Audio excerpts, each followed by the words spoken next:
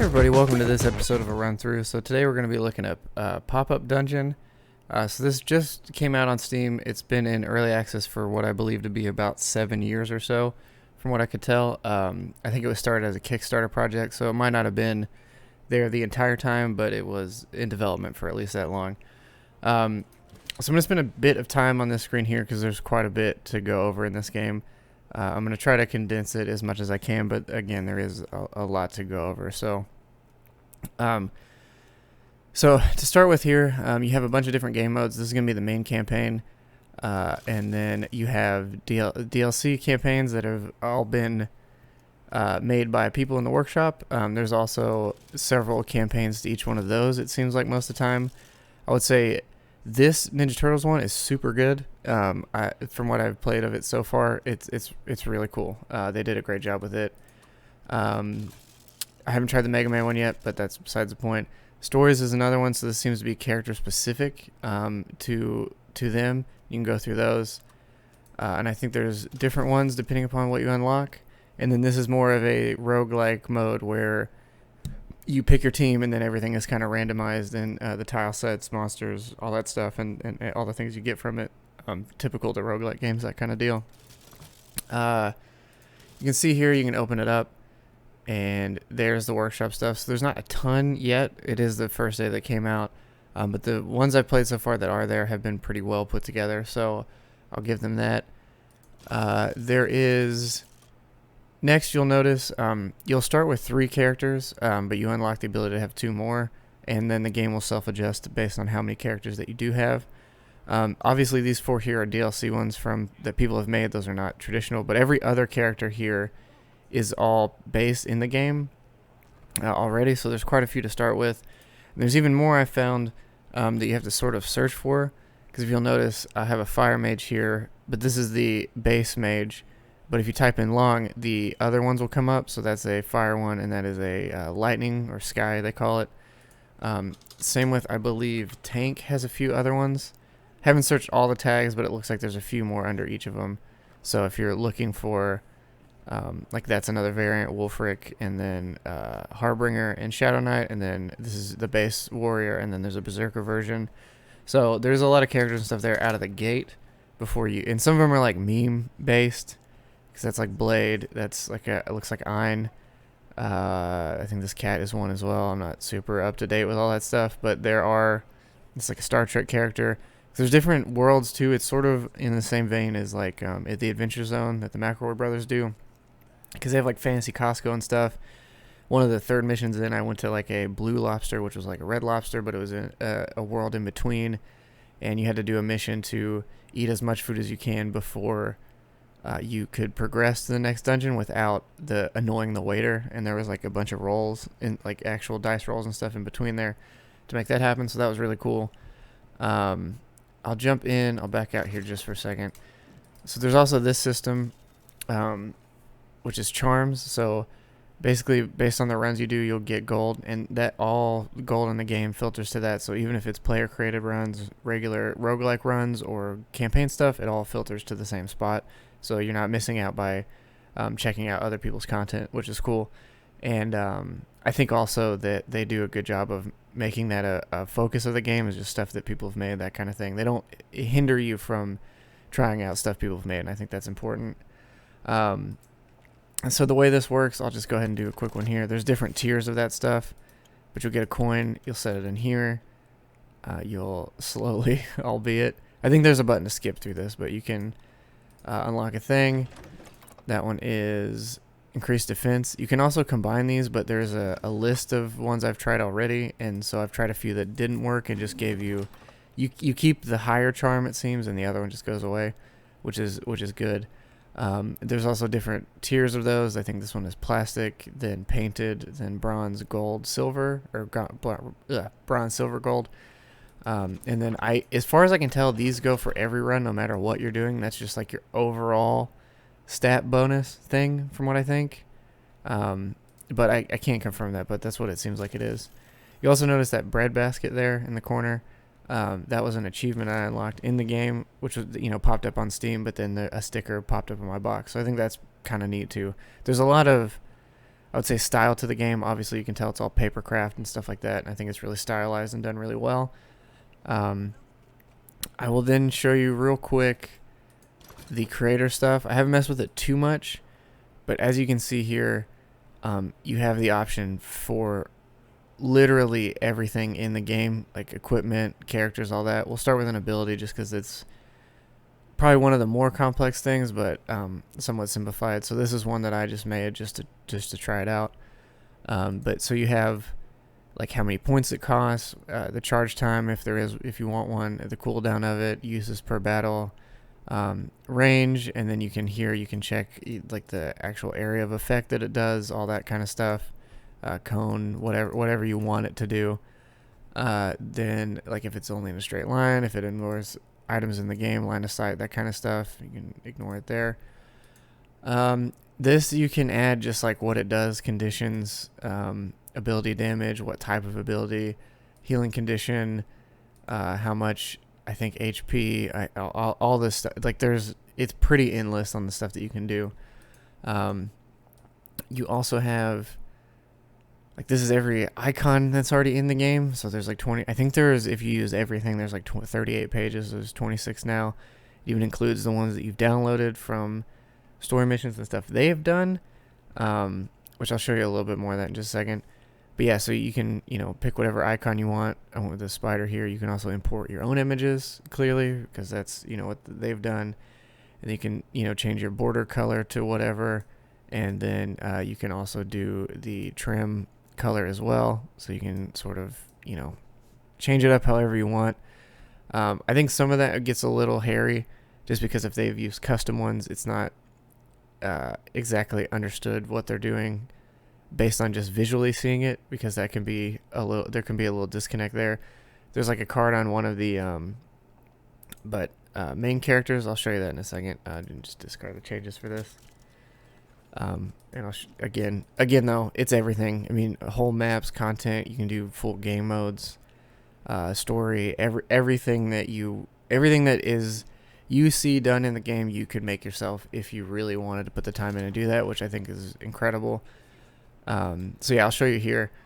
So even this, like, they made all the icons for, all the items, all of the abilities. If you tier it up to when they get like better, you'll see more of the art. But yeah, all custom artwork. I think a lot of the stuff is from the comics and other stuff. Obviously, I don't think they made this themselves. But either way, you have the ability to implement all of it. So if you're a big fan of, like I said, like there's Pokemon in there already, Mega Man, Ninja Turtles, all pretty different franchises. I think I saw a Sonic character, which I'll show that real quick. I gotta remember where to find that at. Oh, it may have just froze. Yep, it definitely did.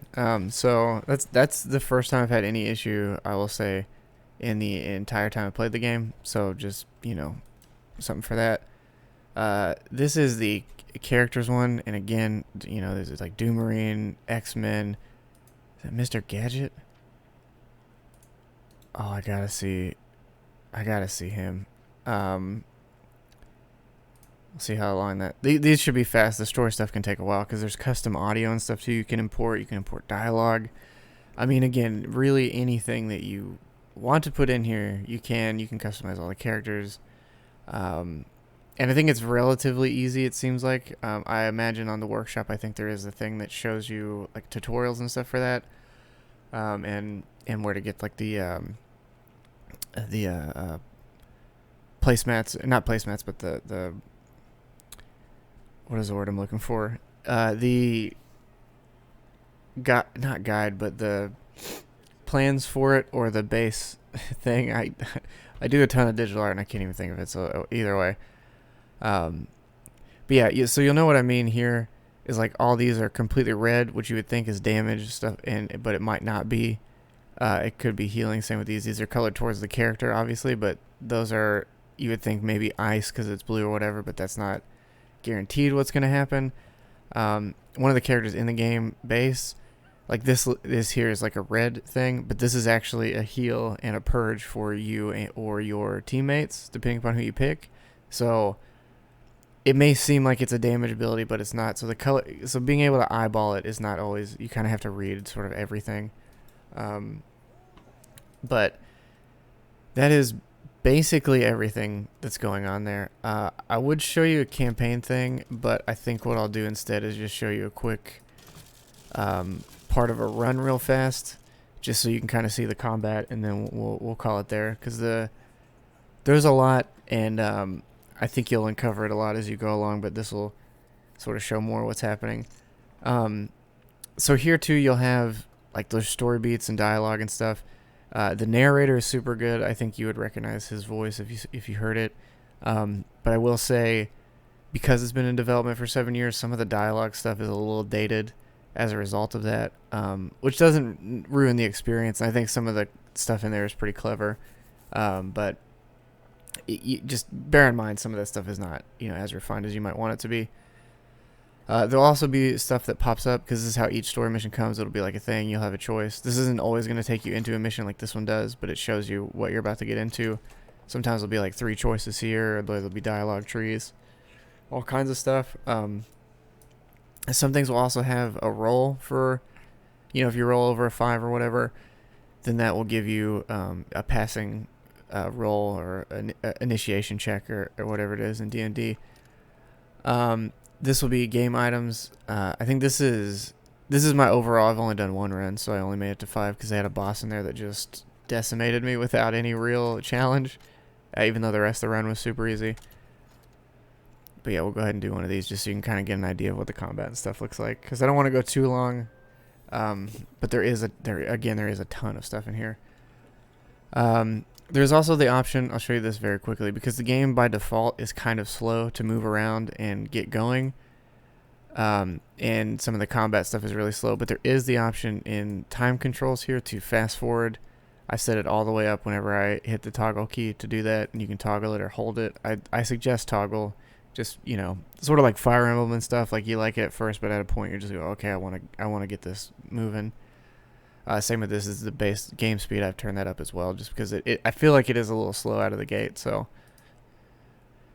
what you do here is, like, you'll kind of check around the map, and those are like coins. Like I said, all the coin stuff, no matter what, filters into the same pot. And you're just kind of exploring the dungeon. This will show you a full scope of the whole map. And then probably on this one, as soon as I walk inside or past the room, is when the combat will start. But we'll go ahead and go in there just to save time. These things too, you can click them out of the environment if you have the chance to beforehand, but they will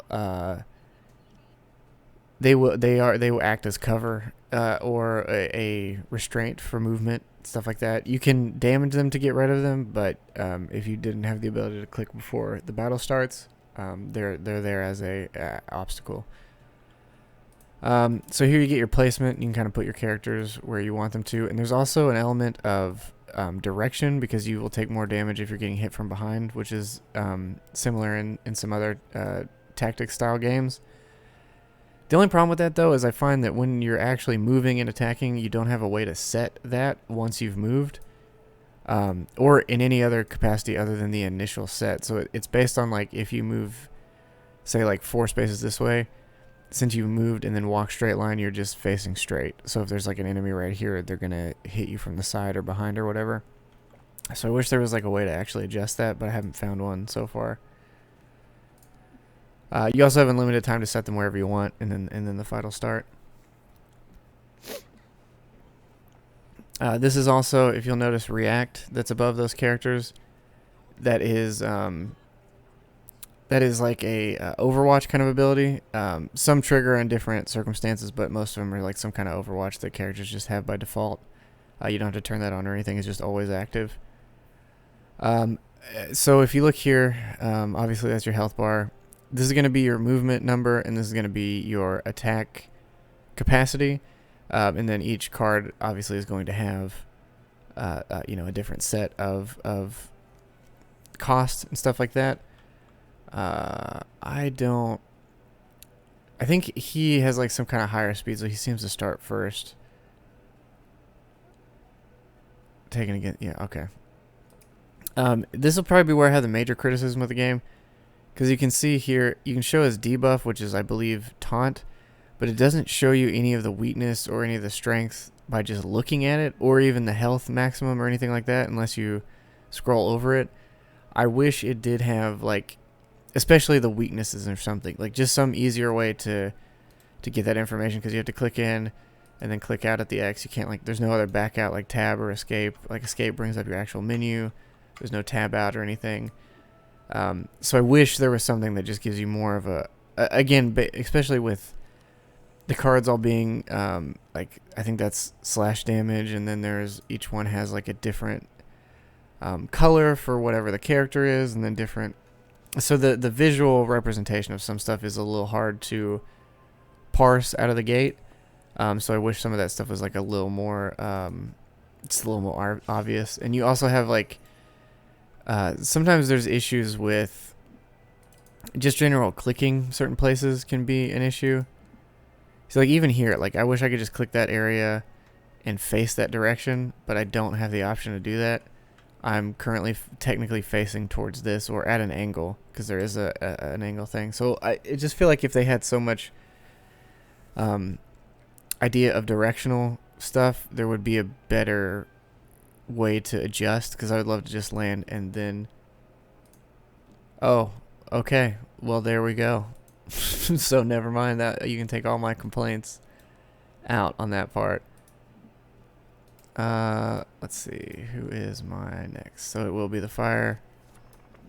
That should take him out. So this is the other thing too, like, you have trouble clicking, because if you I always forget. So if you double click this, it's going to automatically attack this guy.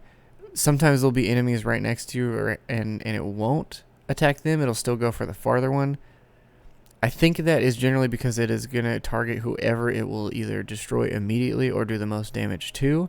I think is what's happening there. I don't know that for sure, but it seems like that's the system. So you can double click and automatically do that. But what I would generally suggest is click it one, or pull it up to then pull it out of the bar, and then you'll actually get to pick the target and do it that way. I wish there was just a back button, because, you know, like, everything you have just pulls up a back. So I don't know. It could be a little better with that, I think, but it's not a huge problem. I see, because this is the thing here. Like, I'm clicking it again like I did previously, and now I don't have the option to switch the direction. So maybe it costs a movement to do that.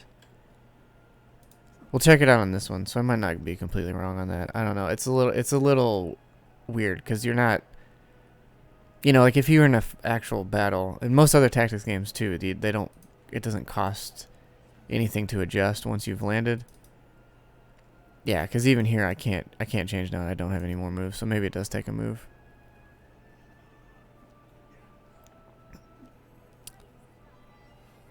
See, that almost killed him in one hit, and I don't know. And this is the other major criticism I have, outside of just not having the visual representation of stuff easily seen. Like, 452 disable. I don't know what the cap is. I don't know what that means. Like, that's obviously, that seems like a ton, but I don't know. Like, a lot of the numbers are skewed, because it's like the speed 7.9, the disable defense 452. Well, that's insane. Like, that's a huge difference in number, and I just don't quite know how that all represents itself, or how the balancing of any of that. And same here, it's like health, that makes sense, it's a high number. But then charm, I'm negative this, which seems like an insane amount. But again, I don't know if it is. It seems abysmal, seems really bad, obviously. But how bad is the question? Because there is a number, but you know, out of what? And you know, what all does that mean? I just would, you know, again, some more representation of that stuff would be super helpful, I think. So I'm actually just going to move him. I've got 5 spots, so I'm going to move until I've got one here, just to see. Is that a good spot? Maybe here. So I'll move to here. And then, okay, so it does cost a movement to adjust, which I don't love that, but, you know, it is what it is. We'll move her here. Oh, and that's okay, and that's everything. So never mind.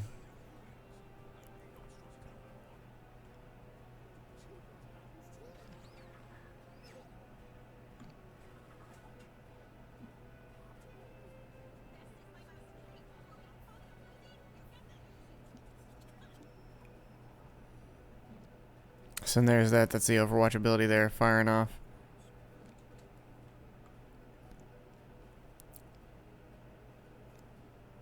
So yeah, if you pick the card first, if you just single click it, or pull it out, I mean, you can see it'll kill him, it'll do half to him, it'll kill her.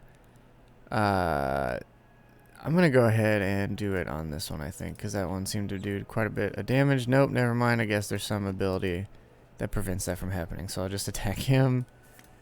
And I'll attack him again. No? Oh, I can just attack that. Alright, so that makes sense. I see, I keep hitting escape to try and get back out of this stuff, but it just doesn't let you do that. So that's it. Let's do fire on that one. And then we'll do fire on this one. And see, that did nothing, but I don't know, like... See, they're not good against it, but the... So that lowers the health. Yeah, so both those things do negative effects, but I'm not really sure. And he's bad against elemental actions, which I think is fire. But multiplier for all here. Yeah, but hostile area of effects used against you.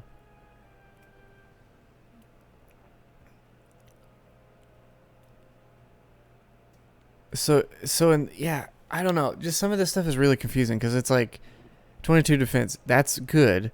This is phenomenal, and it's a giant number. But that is also a defense. And then this means 100%. Values greater than 100% have no effect. And decreases almost effectiveness of all damage taken. Hostile action, so any damage I would think. So yeah, it's just like some of this stuff is not super clear as to what it is or what it means, or like there is a thing that pulls up some of this information elsewhere. I cannot remember. Yeah, so but again, there is so many things, I think, by virtue of just being able to create all this stuff yourself, that especially in the roguelike, the run version, it's like all of this stuff seems like it could possibly happen. And it's pretty insane because there's just so much. So it's hard to even come in with a character that may do well because you have literally no idea what would potentially be coming at you from what, you know what I mean? Like it's just hard to structure something around that. And I think having player-made ones may make that a lot better, just because they can adjust and make stuff towards whatever character they're using, and whatever character they're making you use, and fit the story and everything else around that. So I think that's maybe more the highlight, just because some of this is just like, it's just wild. Like, you know, what who knows what you're coming up against. Yeah, and see, hostile, the first one, the fire, I just don't know. Because the elemental, again, just as an example, like, I also wish, first of all, I wish there was a log of what all happens that you could pull up just to see, like, the damage or the abilities. Because sometimes, especially when you're playing the game at a faster speed, I've had every character die on one hit, and I have no idea what happened. And then it just ended, so I didn't have any idea. So I couldn't prepare for it again if it came up, or... just some, because there is so much stuff, just more information on all that stuff would be super helpful. But again, yeah, this one was like, that was like a physical attack, but they had a really good defense, and the elemental weakness, but the elemental didn't do anything to him, and then the physical completely killed him. So I don't know. I don't know. And again, I'm new to the game, so maybe that stuff fleshes out a little bit easier, but there is a pretty light tutorial, and then they kind of set you off to the campaign. So I I don't know. I just need more information on some of this stuff, especially for a strategy tactics game. I want all the awareness I can get, and by virtue of, again, all the characters being so random, and all the set pieces being so crazy, it's like I don't know, anything could happen, which is exciting, but it's also frustrating for that same reason because you just don't know.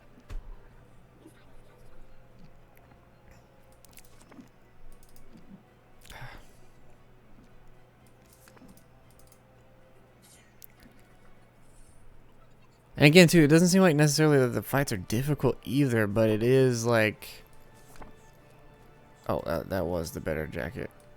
So yeah, and then you can sell cards for points, or for gold, I mean, and then, like I said, that all filters in, and it shows you on the left-hand side a description of arrows that it's like, hey, this is not, none of this isn't better than anything, but it does do different stuff. And if you pull it up to them, it'll give you the percentages of what it takes away and adds, which is good information, but like I said, it's hard to tell what that filters into and what that all actually means. You'll also notice too that any character that dies, they all come back for the fight, so you're never completely out. This is weird too, because it's like, why would I put all these characters? Sorry, excuse me. It's like 5 in the morning right now when I'm recording this, but why would you have all this space when all your enemies are this direction? So it's like, okay, that's a little weird. Again, granted my characters were back here, so maybe it was based off where they started, but I just don't know, because it's like at a disadvantage. I'm like, well, there's not really a great place to move all these characters because they all need to go forward and they can't, I guess, they can't move. So I don't know. It's just strange. There's some stuff in between that's like hard to parse. I like I say, I like the game quite a bit, and I like where I think the game could go just by virtue of how much stuff you have the ability to make. And I think that's see, like that, like what I hit him once with it, he did half damage. I hit him again with another fire attack that should even more so take away. Oh, is that what's happening? Okay. Okay. Well, no, I don't see, because because then, okay, so it is lowering the health, but there's no real description of that happening here, because from that it looks like he's at full health, and then it shows that his decent health, it shows that as well, and then it shows that it is taking it away. But again, the information of having the total health to know that that's happening instead, because that just looks like I healed him to full health, whereas that what I feel like would have been a damage thing. And that one I could have read, obviously, to see that, but the way that adjusted itself doesn't make it seem like that's what's happening. So again, just some of the visual cues, as I've said a couple times now, but yeah, I just wish they were a bit more forthright and gave me a bit more information as to what is happening exactly.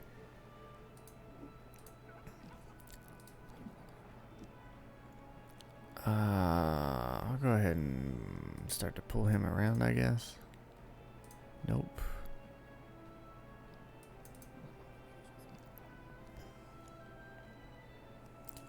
Guess I do kind of want this going.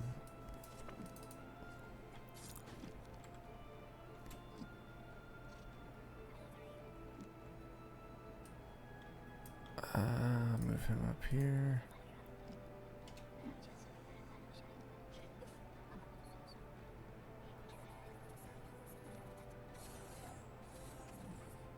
See, and two, like that, my mage just got one shot by whatever that was, but then he just got hit by 2 characters and did barely anything.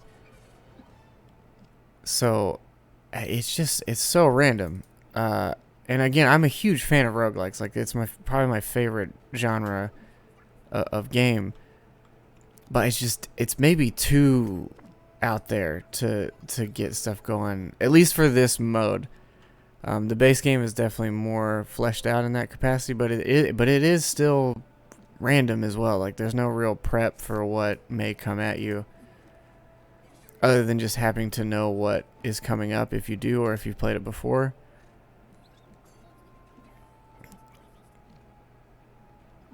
No, I didn't want to just end the turn. Seeing this guy's a beast. Whoever this guy is back here, he's just one shot in every character I have. There was also another character. There was like a cat that had some runaway ability, and it would, I mean, it would literally every time you attacked it just completely run away. Which narratively not the worst thing, but again, just like, you know, that information would be ideal to know that it's. I mean, and I think that was listed somewhere. See, and I did. That's movement stuff too, and you can't go back once you've done it. And so I can't attack this character.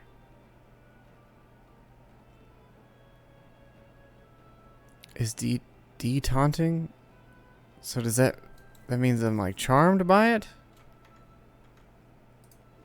I don't. I can't attack the. Okay.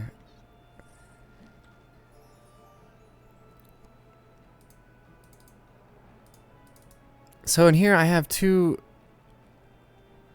Is there a thing I have that doesn't? Yeah, because now I have two movement. Or no, that's movement. That's attack. Okay, sorry. Never mind.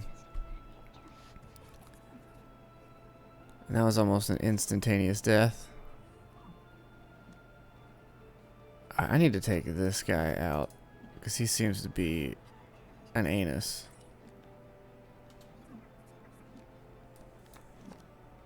Okay, I can't see that. Oh, I can only smite the table. Yeah, that's the thing too, is like I wish the furniture didn't count towards this, because it's like, oh, I know I should be able to, but no.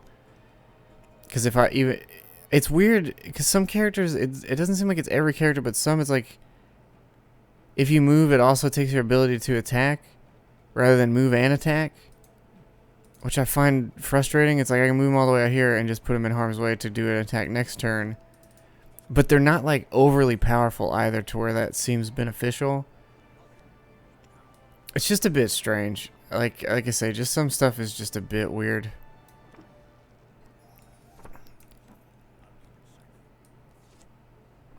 $45 firepower. Okay, so that's. This stuff does seem to come into play with the characters that you're using, though. The items seem to be stacked in that. And so this map is over. So basically after that, you have the ability to kind of get more coins and stuff if you find them. And then you can... Oh. Yeah, it's just I wish there was direct control of the movement, because it's a little finicky with the clicks. Obviously I have the game speed sped up. But still, it's just, you know. But yeah, I think it's a good game overall. I think that there's... a huge opportunity for creators to make some really interesting stuff out of the game. Like I said, I wish that some of the information or just the face value stuff, looking at things and like little infograph stuff, was just a little easier to get to or read, or just see from the outright like what characters are better against. Because even like in Fire Emblem, I know they have the triangle, which is maybe too simple at times, but there's at least a clear indicator of like, if I go up against this, it's going to destroy me. If I go up against this, it's also going to.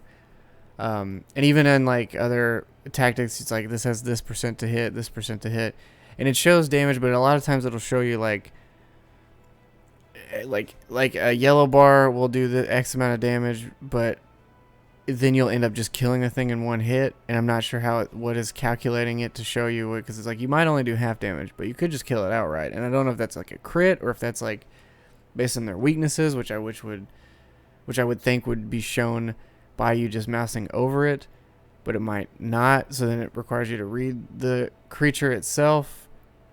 And I guess you could spend the time to read every creature ahead of time before you start the positioning of it, which is maybe what you should do. But again, even like we saw with the shark thing, is not all that really makes sense. or plays out the same way. So yeah, I don't know. I'm on the fence because I like the game. I'm enjoying at least the campaign of it specifically and the campaigns people have made. So I don't know. Hopefully this maybe gave you some more information. And again, as always, I might just be stupid. I don't know. But from what it seems like, my experience with other games, there's just something a little off with it, with the number system. But yeah, thank you guys for watching.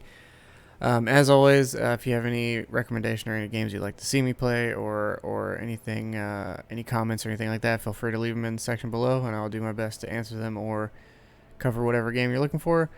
But until then, I will see you guys in the next one.